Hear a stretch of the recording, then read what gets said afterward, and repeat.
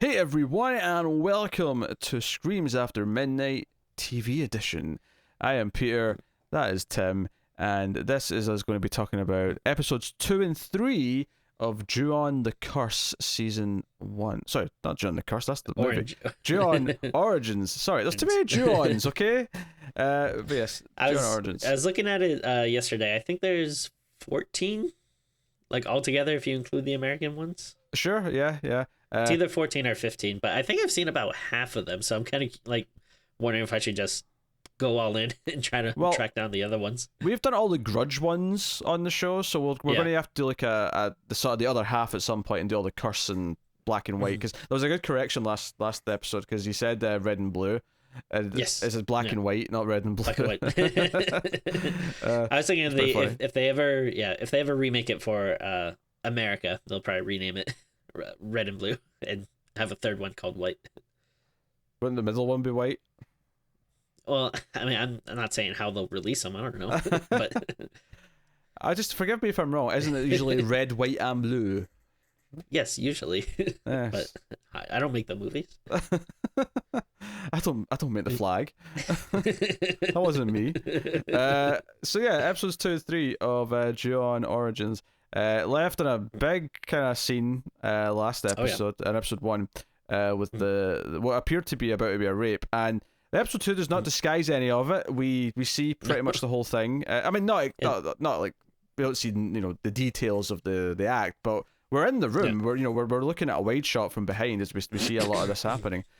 And it's just I don't think we mentioned it last episode, but big old trigger warning for this show if you haven't watched it yet. Yeah, it's super uncomfortable. The first 5 minutes of this episode are really unsettling, just in a real way, not in like a ghosty way. Oh, totally. And then the supernatural stuff sort of comes in after that, and it's kind of a weird thing. I did not expect. I mean, this is not entirely accurate because obviously she's kind of possessed, or she's probably possessed. This is the character of Kiyomi, who is the girl who's been raped at the end of the first episode. Thanks to Wikipedia. This is the good thing about being here a week later now, is that all the names are on Wikipedia now for me to fact check. Last week was very difficult because I had to be like the schoolgirl, the journalist, the actress, but she goes and hides in the cupboard, and it's that same cupboard that we've seen in a bunch of the movies where they hide in the cupboard, and she looks up and sees the ghost of someone. Right? It doesn't look. I mean, it may be Kayako, but it doesn't look like, at least the creepy version of Kayako with the hair all coming down and all that. Yeah. And it seems like she is possessed from that point on, because she sort of jumps out of the cupboard at the guy who raped her, Yudai, and seems to be kind of more flirtatious with him and gives her some creepy smiles as if she's... Because this is the thing, when she goes to hide in the cupboard, the other girl who's there, who was helping Yudai rape her, then goes to have sex with him in another room. So this is... The thought process of these teens is something I can't quite fathom, but... I think we mentioned it last time, it makes it even seem more insidious, just the fact that that this was something that they had planned, and that they're these two girls that are very gleefully helping the boy do it. I mean, I don't even know, it might have even been the girl's idea, and then while they're doing it too, they're taking pictures and using it to blackmail her. If she tells anybody, they'll show the pictures, which I mean, I know it's different time. I don't know if it different country, maybe if there's different kind of ideas of stuff in play, but it seemed weird to me when they're if you say anything, we'll show these pictures, but it's aren't those pictures proof that a crime happened? Because it's she's being held down. It's not I think it's I guess the idea is that they're going to be in trouble at that point anyway, so they're threatening the humiliation of the actual images of it out there, I guess, is the point. But of course the thing is that once Kiyomi is seemingly possessed by whatever ghost is in the house, she goes full evil. And so what I was going to say earlier on, it's not entirely true because she's technically possessed, but if you'd asked me at the end of the last episode, if at the end of the episode 2 I'd find the victim equally unsympathetic as everyone else, because by the end of this episode she's nefarious. She sets up her head teacher, or principal, to come over to the house so that her mother will have sex with them, and then gets this guy Yudai, who she's basically sort of claimed as a boyfriend in a weird way, to kill her mother. And then, like, the scene that blew my mind is she actually takes the used condom out of the trash from when the teacher was there, and pours it onto her dead mother, who because Kudai kills her with a phone, just bashes her with the phone over the head repeatedly, and it's such a kind of icky, like, the whole thing is just very kind of like surreal, and just how depraved the connections are here, of like, how she met Yudai, and then how he's kind of working for her, and then everything about it is just all over the place in terms of just being awful. Were you expecting the time jump when we went to episode 3? Were you expecting that? No. I mean, I think I mentioned, like, when we talked about, like, last time, I think we ended up watching a little bit of the second episode, so I knew it was coming when I rewatched it the other night. But no, like, I didn't see that coming out first. Yeah. Well, the time jump doesn't happen until episode 3, because it's still 1988, episode 2. Oh, yeah. Episode 2 kind of ends with, like, after they've killed the mother, like, them going off to, like, start their life together. And then, because episode 2 starts with the big text saying 1988 again. I thought, it's going to tell us every episode. And I was like, that's a bit weird. And then episode 3 starts with 1994, and I'm like, oh, okay. That's why it told us twice, was because it's going to be different every episode. It actually changes again, because it goes to 1995 after a few scenes, episode 3. Yeah. I mean, maybe it's hard because I kind of watched everything, like, all together, so maybe I'm mixing up the episodes, but don't we get stuff with the that, like, couple that's like the actress and because basically what we find out is that the guy Tetsuya, he actually died. His scare at the end of episode 1 has mysteriously killed him, in the same way that we see in the Grudge movies and so on. So, especially when you see him at the funeral, you see how he looks. He's definitely died that way. I mean, maybe this is kind of, like, messed up, but I can't help but laugh at that. Like, when they open the door and it's like his face is just like this shocked, like, expression, and it's like, usually when they like, get someone ready for a funeral, don't they kind of, like, make them look like normal and just, like, peaceful instead of, like, maybe the show is saying that the shock is like just the rigor mortis on his body. It's just locked him into that place, and the coroner and the morticians just can't do anything for him. Maybe that's what they're saying. Yeah. But to answer your question, though, there are flashbacks in the episode to earlier in their relationship, but the only part that's taking place in present day of 1988 is the funeral. I think for some reason I thought this couple was more the stuff with them I thought was in the future. I don't know. Maybe I'm just mixing it up for some reason. Well, I think I theorized that in episode 1 that we might find that might turn out to be later, but the way it's doing it now, it can't be because well, I won't say it can't be, but it would be kind of weird given the way they're kind of time stamping everything. Because in episode 3, because when it goes to 1994, we get introduced to kind of what the couple, which is kind of a weird thing to call them that given how they started, but what the couple's life is like now with their child. And then we see some of that, and then it skips ahead to 1995. And when it skips ahead to 1995, it cuts immediately to, the actress. It cuts immediately to Haruka. That's her name.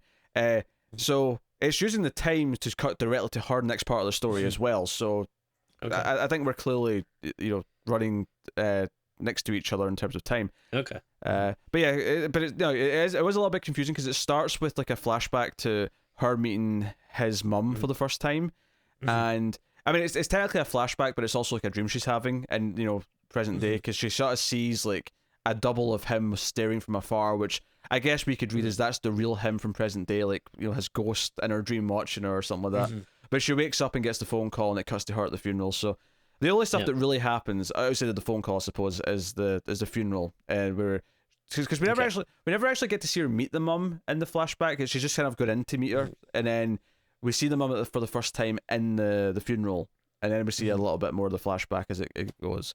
So it's definitely playing with its narrative structure a little bit, because we've got this strict timeline that it's following, but it is doing little like memories and flashbacks as we go through it as well to before. And I'm really interested in like how the real world tragedies that they reference, if that's gonna play in, if that's like supposed to maybe have some type of coincidence with like this curse that's going on, because like in the I think the first episode, or maybe it's like early on the second, they kind of reference that like really like a horrible crime that we kind of talked about the last time. Yeah, and we then, talked. We talked about that one because that was the one that I remember because it was so insanely, yeah, like the horrific that crime. Yeah, it's actually I think it's when it's either when she wakes up with a phone call, or it might be in the 1994 bit when they're waiting around because like the social worker's taking the kid because they found Yudai and Kiyomi's child who's like basically borderline dehydrated and they've taken him to the hospital. So it's in one of these two locations, like it's on the TV news. So we hear quite a bit of talk about it on the news. Yeah, and then they also mention an earthquake, I forget if it's an earthquake or a hurricane, but I actually like what me and my wife looked it up, and when it is like a real earthquake that happened at that time, I think that was 95. Yeah, I assume everything that's on the news and the show, except for the stuff that's coming from the plot, because at one point the mother's death is brought up in the news. Obviously, that's just part of the show, but I assume everything that it tangentially has on the news is all real stuff. I feel like part of that might be just to kind of keep tied it to like the time period, right? So okay, so that's true. But I think the choice of what they're tying it to is all these horrific events is kind of like. I wonder if it's just a thematic thing to get you in the mood for the horrible story that they're telling. That this is all very dark and sinister. I mean, maybe it will become more of a relevant thing at the end thematically. Maybe we'll see we'll go, oh, that's why they really included all that stuff. Like one thing I really like about the show, it feels weird to say like in this instance because it's like nothing like good or happy has happened so far, but like man, there's just such like an ominous tone I think throughout like all three of these episodes so far, and nothing like that supernatural or creepy has happened so far. Like we get little glimpses and stuff, but like just the regular like everyday stuff, I guess, just with like what's happening to the characters around them and the real life stuff, and then the way everything always kind of tends to look like a little grayish or rainy, everything just feels really moody and kind of depressing, which I like for this instance. It feels like the world's a hopeless place is basically what it feels like. Because we were introduced to Kiyomi and Yudai in 1994, and they've got new identities. They've got this kid. She's abused by him. He hits her a lot. She's still kind of like. Well, again, it's a very uniquely kind of dark relationship because she kind of brings up how they met. Like, it's almost like a blackmail moment, and then he hits her. So there's like nothing like likable going on here. I'm actually not sure if she's still possessed by a ghost or if like there's something. Because part of me wondered, like, because in the Grudge, the backstory ended up being. That Kayako had a son, and both her and the son were murdered by the dad, right? And I was wondering, did they somehow turn into that family? Is this family? Like, is this the backstory of how that family came to be? It didn't feel like it, but part of me wondered, like, well, maybe that's where it's going. Maybe by the end of this story, they'll feel like that family. That said, this is only halfway through the story, and like, who knows where they're going to go from here. So, but I mean, I'm really curious about that. I mean, that would be kind of like interesting though if like. Yeah, because this is like the origins of Ju-on, so I mean it doesn't necessarily have to be like Kayako and her family, but I mean that's what you kind of expect. But it would be kind of funny if their origin like it was like also involving like another ghost, and it's like, all right, well then we're gonna get the origin of that ghost at some point. Yeah, it almost gives it the impression that the house is more to do with just that one incident which started the curse, which kind of waters it down a little bit. Because if that's the case, if there was already a ghostly thing there before the curse that started the Grudge, then it's like, and maybe that was always the case. Because we've not seen Joe on the curse, so I've not anyway. I've seen like one random one. I forget which one it was though, and I probably couldn't tell you any about it. But Yeah, Yeah. that may already be in canon, right? Is what I'm saying. So I'm not sure if what I'm saying there is even already ridiculous, but it's just it's an interesting little dynamic because the way because episode 2 definitely focuses more on Udai and Kiyomi, and then they have a limited role in episode 3. And then it swaps over because it's just really the funeral and a couple of scenes for the actress, and then in episode 3 she becomes more center stage. Haruka becomes like she seems to be quite successful in the paranormal investigator kind of wants to talk to her, and he wants to try and find this house still, and she can't let go what happened to him. She wants to kind of help like stop anyone going through the same thing, and he's finally finished like the 4th book that he was writing, which has the story of what happened to them in it. And the big cliffhanger of the episode is that but I assume this is tying into that one scene in the first episode, but in the car, the horrible father beating up the girl. Oh, I mean, yes, again, yes. assuming that was the father, it may just be a guy who kidnapped her. Like the culprit behind these crimes is saying from prison that he might know where this house is, so he's going to go and visit him, and that's kind of the big ending of episode 3 when it cuts to the title screen. It's, I mean, and then in fact, by the time because he's at like a book signing, he's like doing like a little Q&A or whatever, talking to this little crowd. And I loved it. It was like so dark, and like I think they had like some candles and stuff, and I was like, oh man, this is like my dream. Like if I could go like watch someone like tell ghost stories in like this like dark room, like oh, it sounds so fun. Yeah, but of course, Haruki immediately sort of stands up and says, "No, don't go." That's kind of the final moment. She sort of yells at him, "No, you mustn't go. Please don't go." So I do kind of like the idea that there's even like an idea here that they really don't want to, or at least some of the characters already like see going to the house as dangerous and that you shouldn't do it. But this guy is so obsessed with finding out what's going on that he's going to do it. Like, of course. You have to know he's going to do it. There's a scene as well with a Haruki, or what's her name? Haruka, who goes to her mother-in-law, or well, would have been mother-in-law, I suppose. This is more accurate. And they basically talk about both hearing footsteps and talking about whatever, because the mum, she like burned all of her son's clothes and stuff and she, he said that going to that house is what caused all this, and that something came back with him. And they do like a little seance. Like she kind of is like, okay, I'm going to try and talk to him, and they're basically looking for the house, and they've got like a map open, and like the classic sort of like grey skinned like ghost image of like the Grudge series kind of like points at somewhere on the map. But then the ghost of Tetsuya kind of like yells out, "No, don't go there." And this is kind of what Haruka, and why she's motivated at the end to say, "No, do not go there." That's why she screams it out. Now I'm kind of digging this so far. No, yeah, me too, totally. And actually, you remind me of one thing.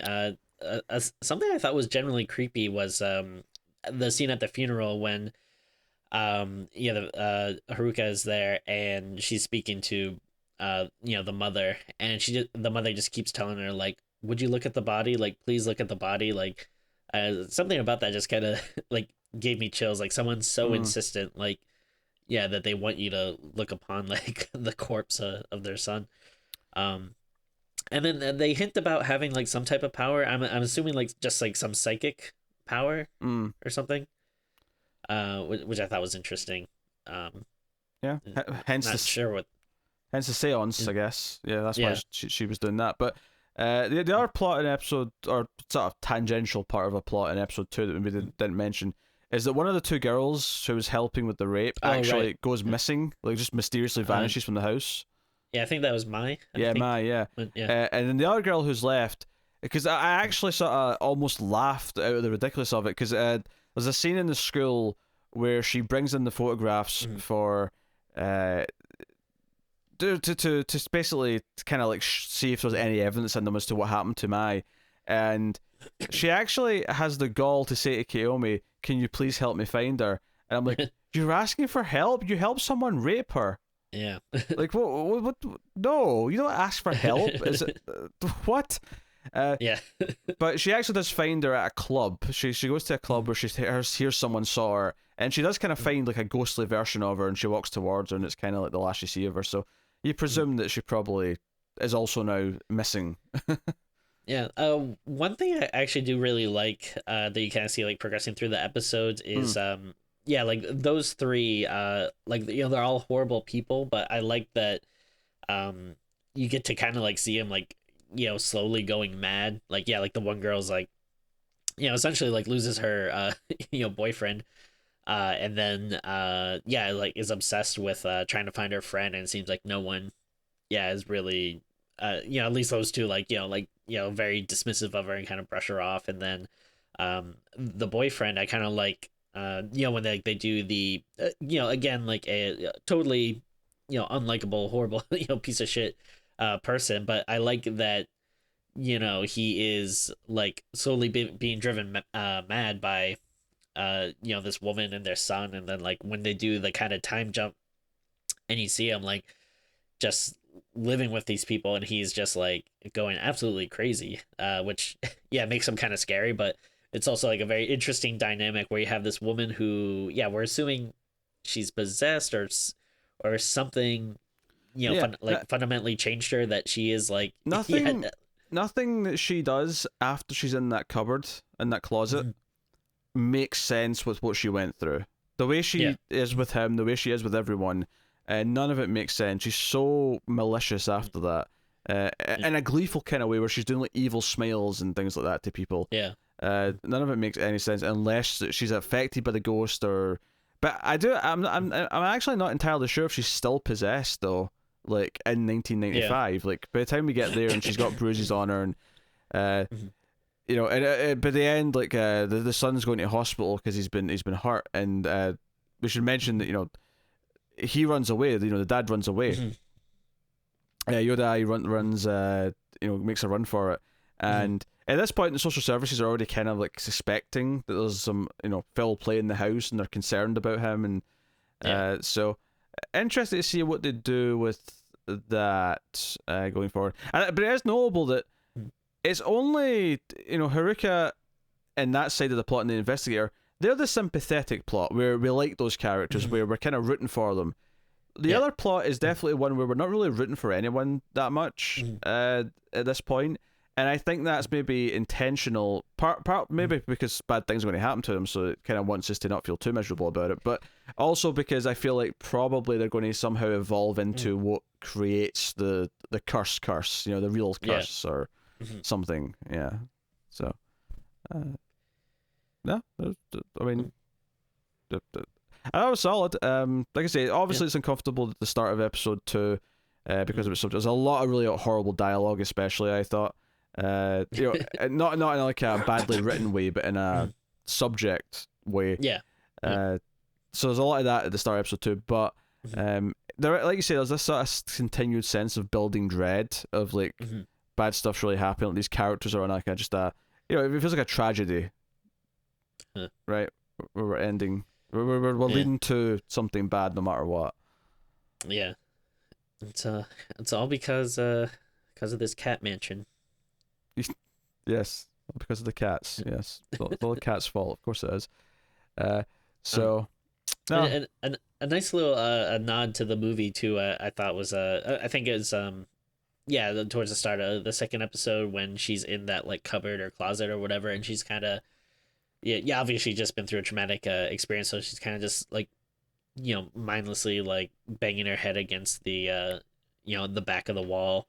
It's kind of creating this thud sound, which I believe is kind of like a recurring sound we hear in like some of the other movies. And then it's nice like when there's like little nods like that. That's not like it's not like overbearing. Like, hey, you remember the thing from the movie? Here's how it came to be. But it's just like it's a little thing that's like, oh, okay, that makes sense. And,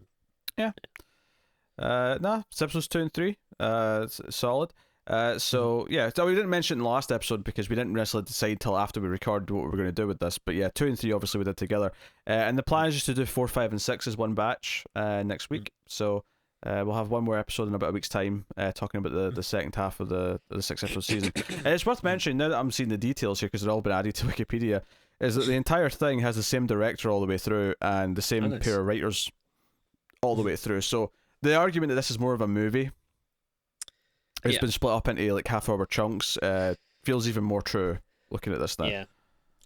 I think one thing I'm really curious about once this is over is uh ultimately if I'm gonna say like, oh hey, I understand why this needed to be a TV show, or if it's gonna be like, all right, well they probably could have cut it down a little bit, like it still would have been long, but they easily could have just made a movie about it, so I'm curious how I'll end up feeling about it. Yeah. And are we going to want more? Are we going to say we want season 2 of this? Yeah. Mm-hmm. Yeah, that'll be an interesting question next week. So, but that's the plan. We'll do 4, 5, and 6 together next week. But that has been episodes 2 and 3. So let us know what you thought of these two in the comments below. Like and subscribe, all that stuff. Like is really important on YouTube. More people will find us if you do so. So please do. Guys, on patreon.com/MailFuzzTV, and you can support us over there for as little as $1 per month and get some bonuses for your trouble, and help help keep all the content coming and feel warm and fuzzy. Mildly fuzzy, you might say, on the inside, for doing so. And of course, guys, on Twitter @ScreamsMidnight. But that is us, so thank you once again for watching or listening. We always appreciate it. Keep watching scary TV, guys, and we will see you next time.